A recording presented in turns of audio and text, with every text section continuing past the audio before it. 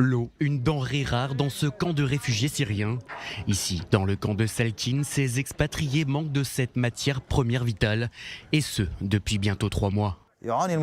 Nous avons trouvé une solution qui consiste à collecter des dons auprès des gens, à acheter un camion-citerne et à le mettre en place dans la cour du camp pour que les gens puissent venir prendre leur quantité quotidienne d'eau.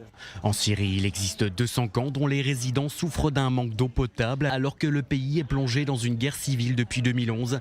Un conflit qui a entraîné la plus grande crise migratoire depuis la Seconde Guerre mondiale.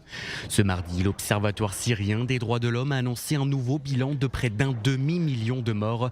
Une nouvelle conclusion incluant plus de 100 000 victimes dont le décès vient d'être confirmé par l'ONG. Le décompte précédent de l'Observatoire, basé en Grande-Bretagne, a retenu en mars dernier un nombre total de morts s'élevant à plus de 388 000. Depuis ce décompte, plus de 100 000 personnes ont perdu la vie. Selon Rami Abdelrahman, le directeur de l'Observatoire, près de la moitié de ces victimes étaient des civils tués, pour la plupart sous la torture dans les geôles du régime.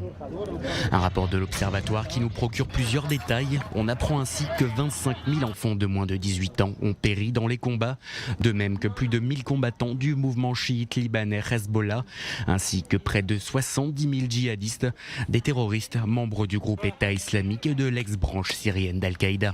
Une guerre qui a été déclenchée en 2011 avec la répression de manifestants pro-démocratie par Damas et qui impliquait de multiples acteurs régionaux et de grandes puissances dont la Russie et l'Iran, deux alliés du régime de Bachar al-Assad, un litige jetant sur les routes de l'exil des millions de personnes.